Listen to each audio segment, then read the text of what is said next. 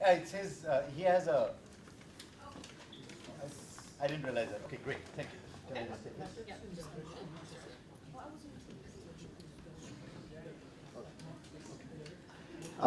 Oh my God. I must have boosted the gain. I must have done something. Hello. Hello. I hope you guys have just pretend that this is a Metallica concert. It's a bit too loud. Is it a bit too loud? It's good? Sanjeev, you're used to me. That's why you're saying that. Okay, hey, everybody, welcome. I heard that the traffic is bad, so it looks pretty good on 87. I guess it's 101 to 87, that's a problem. Welcome to Apogee, and it's a tremendous pleasure to have all of you come here. And Shailendra, who helped organize this with you, Ravi, and others. Something came up, so he's not here right now. But let me just kind of tell you a bit about Apogee. By the way, my name is Anand Chingran, and I'm the CTO here at Apogee. Hello? No, I guess this doesn't work now anymore. And what Apogee does is its core business is enabling services to be APIs so that new modern apps can be built against existing services. So that's our core business. And as you kind of think about it, as you take services and enable them as APIs, there's a lot of things that you need to do going up towards the app, and there's a lot of things that you need to do coming down. And we actually make all of that happen for lots and lots of large companies and everything else. Our interest in data is quite simple, that APIs is a channel with which interactions can be improved. So engagement mobile apps, engagement apps that really draw in will be driven by APIs. The future is really API-driven apps. But what you need is you need the intelligence behind it so that all the signals of interactions that are happening can be collected and analyzed, and the right sets of predictions or other engagement models can be built back in and then delivered through APIs. So what we have is, we have this product called Edge, and we've got this product called Insights. The product called Insights was built off some technology that we acquired from some of the folks who left Yahoo to do personalization and hyper-personalization. So we've got this product called Edge, which deals with APIs and how APIs deliver new mobile experience, and this product called Insights that actually couples with that Edge and then builds a hyper-personalized model so that you can actually take what are the customers, their profiles, their interactions, and what's happening in the moment, and deliver it back. So that's why we are in the business of big data technology and others, and we have assembled a team of about 20 odd really, really smart people. Joy, some of you either you should have or you should know about and read about the work that Joy has done. But around Joy, some of us hang around and just absorb his intelligence and try to deliver better technologies for all of you. So this is not about Apogee, it's not about us. Just wanted to tell you that we have very keen interest in data and in success, but today we want to just welcome the Hive community here, and we are very, very pleased to offer our hosting services for all of you, and we'll be sitting at the back and listening. So again, thank you very much for everything that you're doing, and hopefully many of you are in the business of creating something really, really big, okay? We think somewhere as big as us, and then hopefully bigger in the future. Okay guys, thank you, and Ravi, let me just hand this to you. Thank you. Thank you for letting us share your microphone. Oh, of course. You are spitting on it, I didn't. So. Thank you, Anant and Apogee. I have a number of incredible friends here. Sanjeev, Joy, Anant, and Joy and Sanjeev and I used to work together. So I'm especially pleased to be autonomy. at Oh, before that. one of What those will you companies. What will you There's a company called Iron Mountain. Iron Mountain, yeah. And there is a fellow called Elliott, there is a group called Elliott Management, and the way they usually do things is they hire personal investigators to research the board. And most people hate them, but I love them, because I have a golden parachute there. So good, welcome, and thank you for joining us. My colleague Pashu, you're not going to see for a few months, so if you noticed her last time, she's about to have a baby, and so in a few weeks. So myself and I have some very capable colleagues, Janelle and Ashley, are going to be running this show. So indulge us. First, if you are on Twitter, use the hashtag HiveData so that someone can actually hear what you're saying, and would love for you to tweet things as well as questions, and there will be a Q&A session afterwards, so it'll make it interactive. So a little bit about the Hive think tank. We do events almost every Wednesday. We have a number of people who we see often. So these two gentlemen, for example, here, these three gentlemen. And so we have physically touched 7,000 people, and it keeps going up every time with some incredible speakers. And so next Wednesday, I think it's Wednesday, we have Dame Wendy Hall, who's going to talk about privacy in the internet. This is going to be in San Francisco. I would love for you guys to come. On July 7th, we have Steve Wozniak and Dave Pitts. Steve is now working at, Steve is the founder of Apple, is now working at a storage company called Primary Data. Prior to this, he was at another storage company called Fusion.io. And so they'll talk about primarily entrepreneurship. And so this headline is wrong, by the way. So this is not the right topic. And then many of you probably attended other events where we had Elizabeth Dworkin of Wall Street Journal.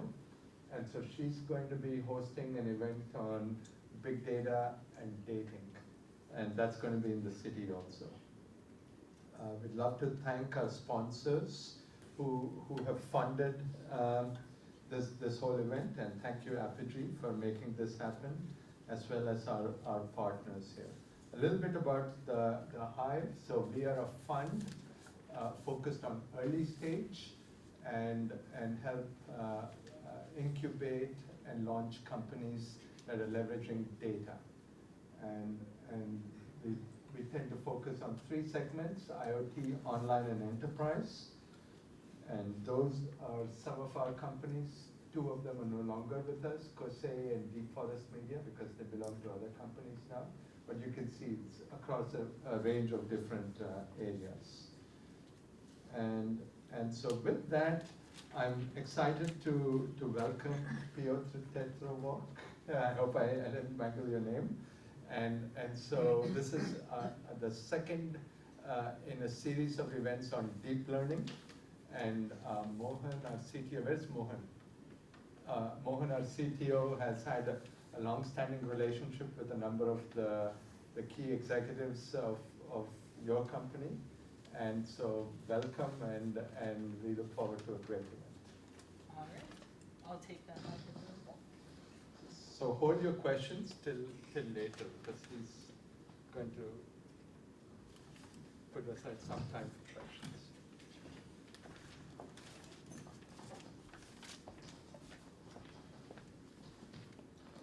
Thank you so much for the introduction, and thank you, Apogee, for hosting us here today.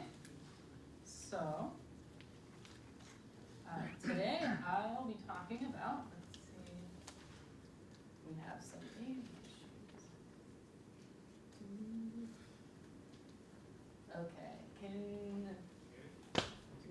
have somebody help me get this up? Airplay. Sorry, guys. Kitchen is not coming up. Kitchen is not coming up. You can always display it on Chet's Apple TV, but then that won't help. What I do is, I'll Okay. get you wired. Hey, Kiran. Oh, there we go, kitchen is back up. So let's see what happens here. Great, Fantastic. fantastic. We're back in business, thanks for the help.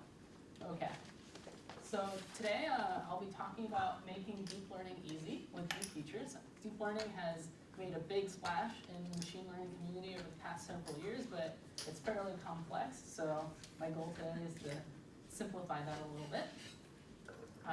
My name is Piotr, or Piotr, and I'm a machine learning engineer at Dato. I'm joined by Rajat, who is here on the left. He's in charge of more of the sales and the product, and his claim to fame is that he was employee number 1. So I'm happy to have him here. If you guys have any questions for me that are too hard for me to answer, I'll just... And I'll point them right back at you, Peter. Okay. That's how that's gonna work. Okay, so like I was saying, part of Dato. Dato is a group of about 30 people.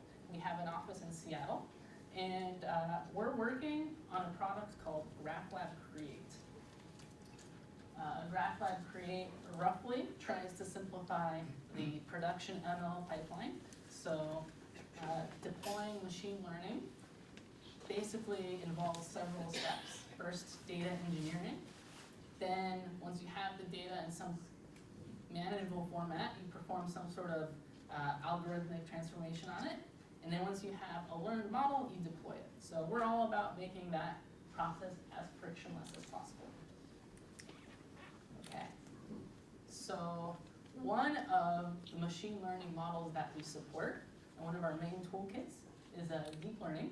Like I was just saying, deep learning has made a massive splash in the machine learning community. We've seen like truly astounding results on tasks like face recognition or video recognition.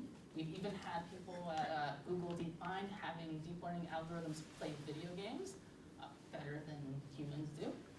And it's just really astounding technology. But it's complicated. So today I'll be hitting the easy button. I wish I had an actual easy button to hit, but let's just pretend that happened. So in today's talk, I'll first start off by discussing features in machine learning and how they're important. Then I'll talk about how deep neural nets actually go ahead and learn those features. Afterwards, I'll go through how you can reuse those features for new tasks, and I'll have a little snippet about how to productionize everything. Okay. So features are key to machine learning. One very simple instance of a machine learning task is spam filtering. And basically the premise is if a user opens an email, will he or she think it's spam?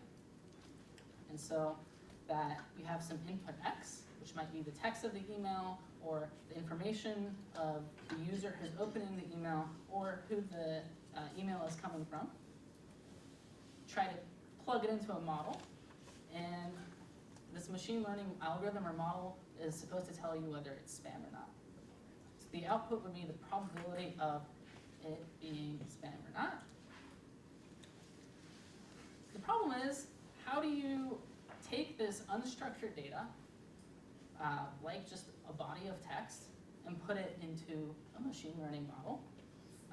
Most algorithms require some kind of structured input.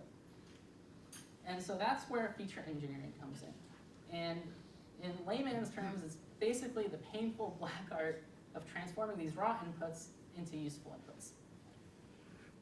The feature engineering or feature extraction step happens in between the input, like the raw input, and plugging it into the model.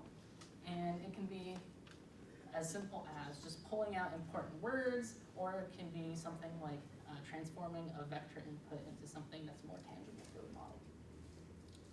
Okay, so what deep learning effectively does is instead of having this manual handcrafted features, it takes raw data, featureizes it, and then plugs it into this model. So it takes care of all of that black art for you with its own black magic.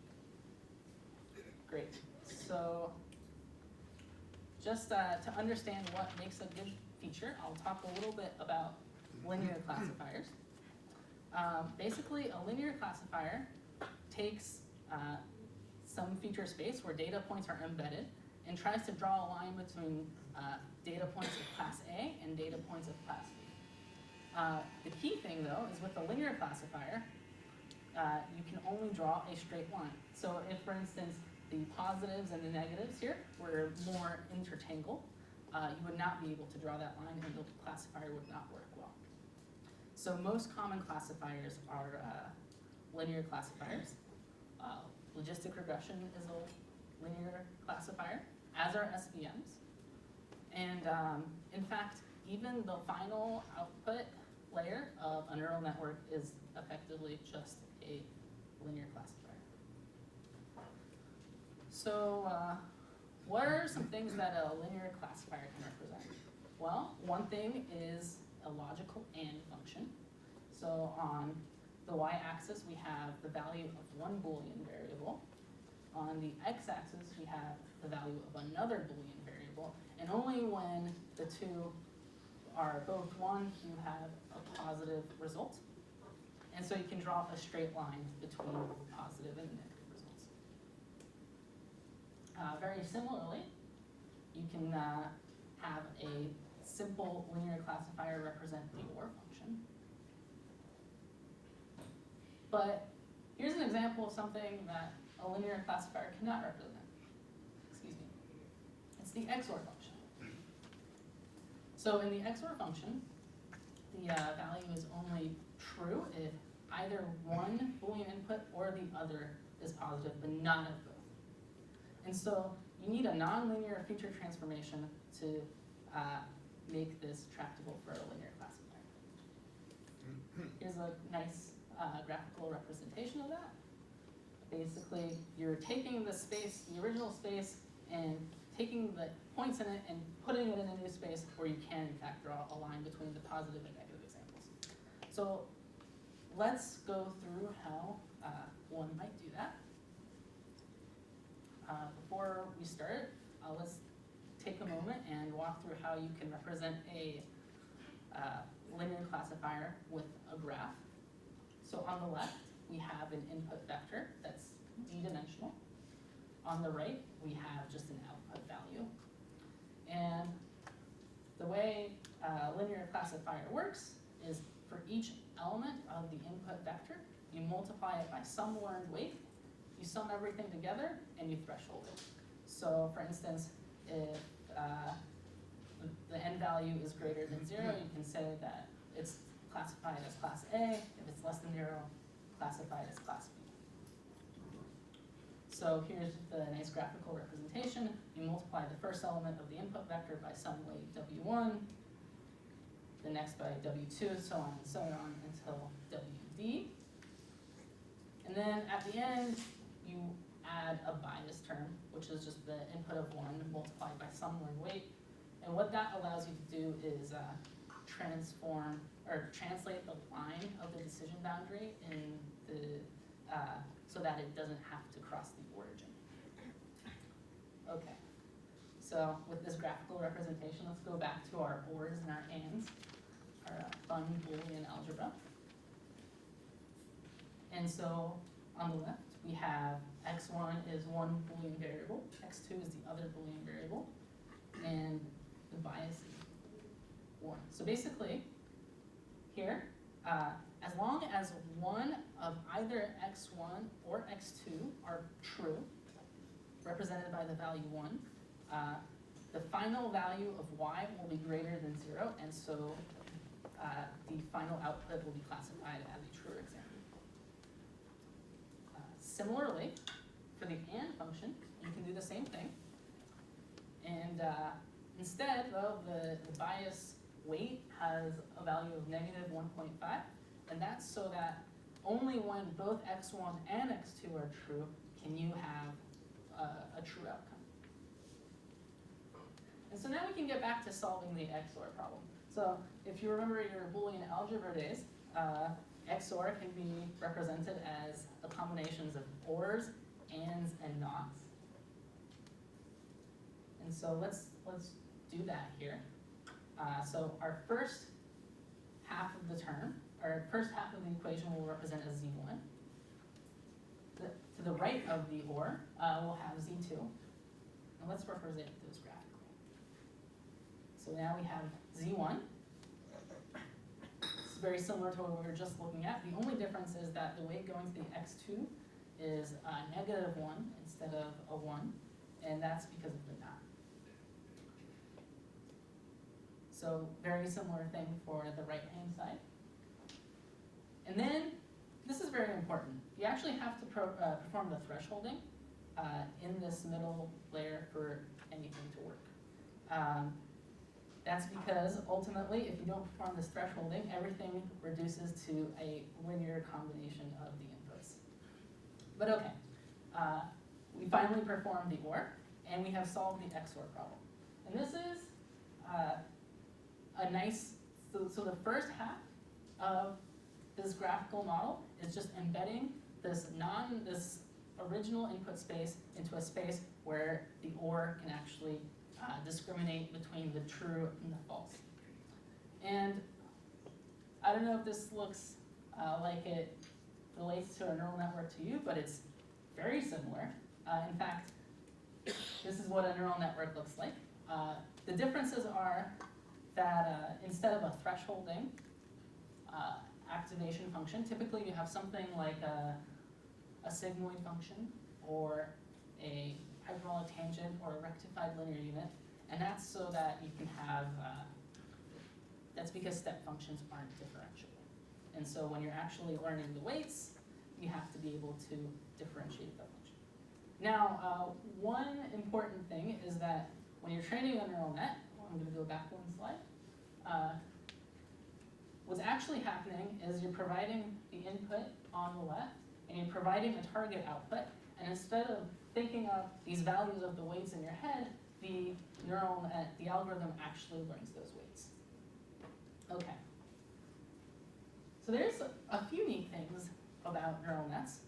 Given enough of these hidden units, they can literally model any function. If you think about that, that's like extremely powerful, and that's why we've been seeing such amazing results with deep learning. But it also presents us with some problems. So once you start growing the number of layers and growing the number of units in each layer, you start gaining a lot of connections. And those connections are parameters that you have to learn, and just things become extremely computationally expensive. And also, the more parameters you have, the more data you need in order for the model not to overfit. Okay, so one solution to this has sort of been the brute force solution. Thanks to NVIDIA's work, we have GPUs these days, and computing power is just much higher than it's been in the past. So even though neural nets the idea has been around for 50 years, they've finally gone back into favor recently, thanks to such high-end hardware. And the reason we can use GPUs is that basically what happens in a neural net when you propagate forwards and you learn when you're propagating backwards is you have a bunch of matrix operations, and those are fairly easily parallelizable. Nevertheless, it's a computationally expensive process.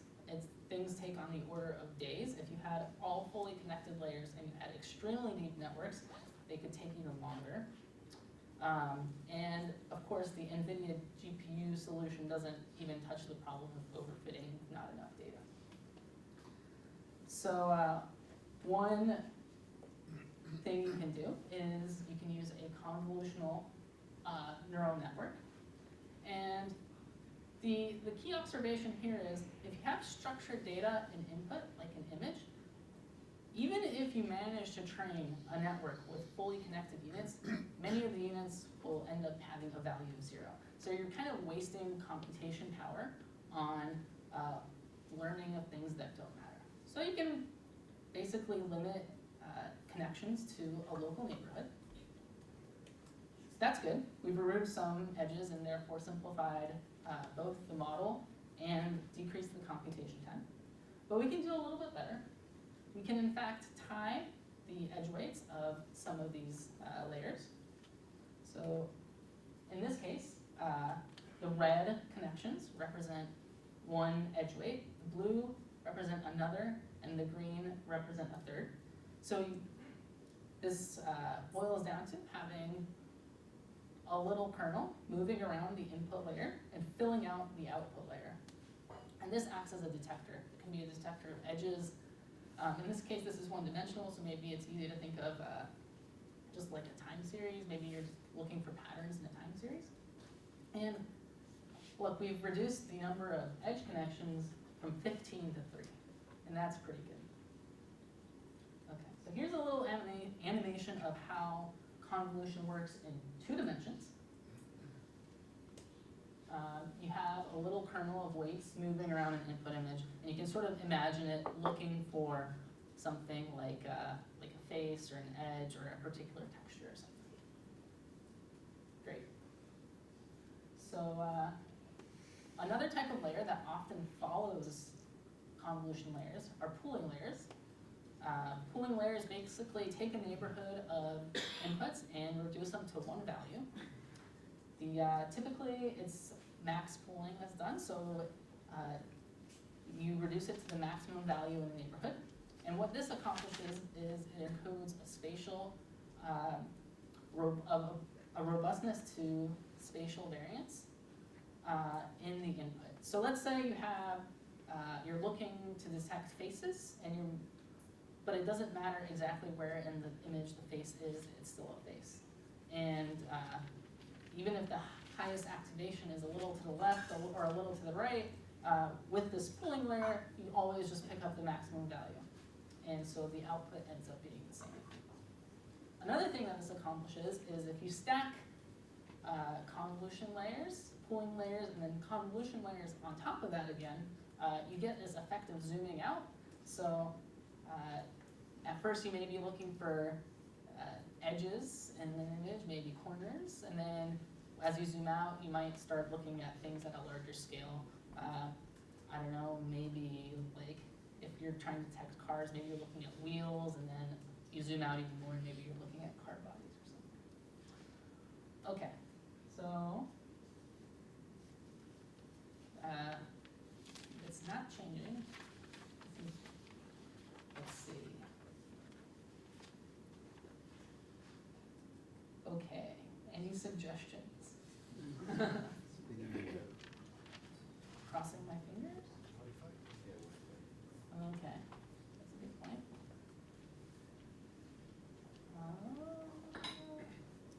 Sorry guys, this is unexpected. Kitchen is dropped again? Do you have kitchen? I do not have kitchen. Okay, No, have kitchen. so What happened? Kitchen dropped again. sorry guys, you can ask me a question or something. Let's take a question.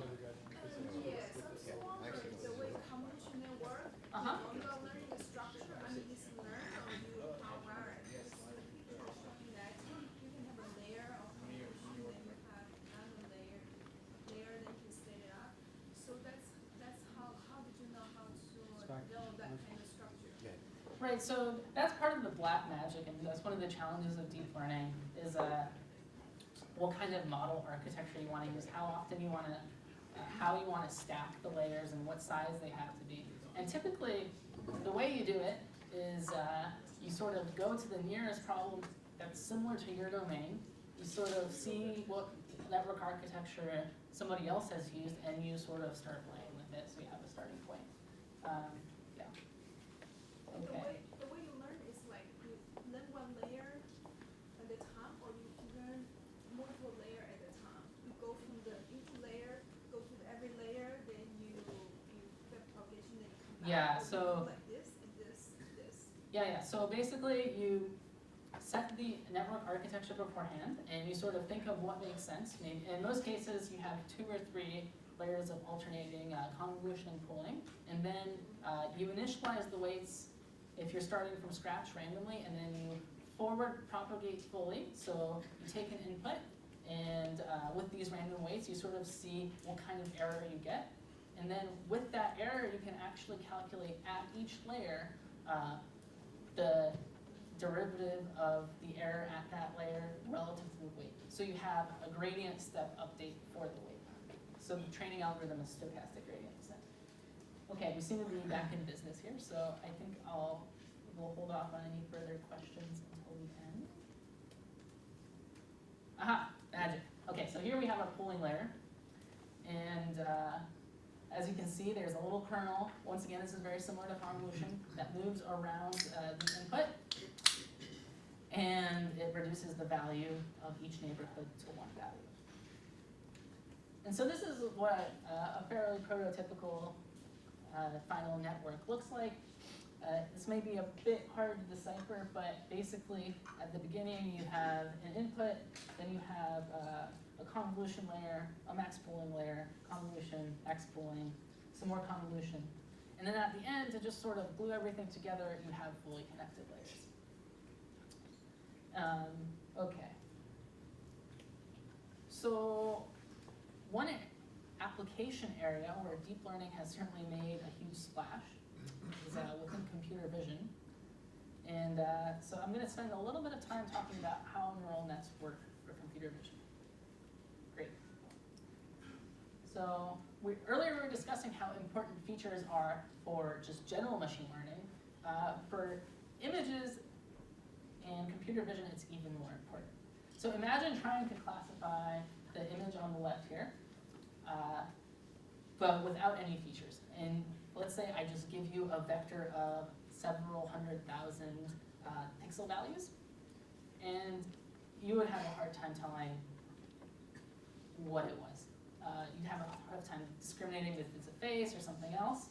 But if I told you that, well, the image can be described as having a nose, an eye, another eye, and a mouth, you could probably even think of a simple logical rule that would say if an image contains all of these things, or 4 out of 5 of these things, it's a face, otherwise maybe it's not. So in reality, these image features are not nose, eyes, and mouth. Maybe they're a little bit more low level. They might be, I don't know, like edge detectors or texture detectors or something like that. So in the standard image classification approach, you have this input. By the way, I think Rajat was telling me that this is our CEO's grandmother. We extract the features. This is very similar to what we were talking about before. And in the end, we use a simple classifier to discriminate whether it's a face or not. So there are many of these handcrafted features, but they're very painful to design, and there's something like not very pleasing about having to manually design a feature for a learning algorithm, something that's trying to learn automatically from data. So that's one thing. That's kind of a philosophical thing. The other is that you don't really know if these are optimal for your problem. Maybe somebody has designed a handcrafted feature in the past for their problem. Maybe they tried to generalize it, but you just don't know. So it becomes a process of experimentation. And one other thing that I became aware of recently is some of these features like SIFs are actually patented. So you might not want to use them for that reason.